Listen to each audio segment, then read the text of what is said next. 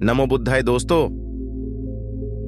गौतम बुद्ध अपने शिष्यों के साथ एकदम शांत बैठे हुए थे।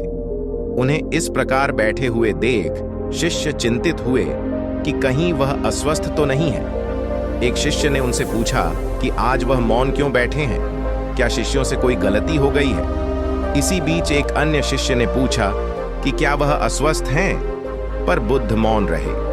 तभी कुछ दूर खड़ा व्यक्ति जोर से चिल्लाया, आज मुझे सभा में बैठने की अनुमति क्यों नहीं दी गई है। बुद्ध आंखें बंद करके ध्यान मग्न हो गए। वह व्यक्ति फिर से चिल्लाया, मुझे प्रवेश की अनुमति क्यों नहीं मिली। इसी बीच एक उदार शिष्य ने उसका पक्ष लेते हुए कहा कि उसे सभा में आने की अनुमति प्रदान की जाए। बुद्ध ने आंखें खोलीं और बोले, नहीं, वह अछूत है, उसे आज्ञा नहीं दी जा सकती। यह सुनकर शिष्यों को बड़ा आश्चर्य हुआ। बुद्ध उनके मन का भाव समझ गए और बोले, हाँ, वह अछूत है। इस पर कई शिष्य बोले, हमारे आश्रम में जात पात का कोई भेद ही नहीं, फिर वह अछूत कैसे हो गया।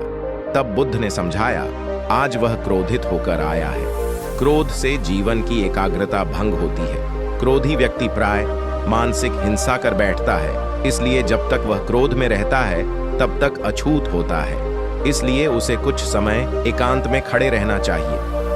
क्रोधित शिष्य भी बुद्ध की बातें सुन रहा था। पश्चाताप की अग्नि में तप कर वह समझ चुका था कि अहिंसा ही मनुष्य का महान कर्तव्य व परम धर्म है। वह बुद्ध के चरणों में गिर पड़ा और कभी क्रोध न करने का प्रण लिया। दोस्तों, इस कहानी से हमें यह सीख मिलती है कि आशय यह है कि क्रोध के कारण व्यक्ति अनर्थ कर बैठता है और पश्चाताप उसे बाद में होता है, जिसका कोई लाभ नहीं मिलता। इसलिए हमें क्रोध नहीं करना चाहिए। असल मायने में क्रोधित व्यक्ति अछूत हो जाता है और उसे अकेला छोड़ देना चाहिए।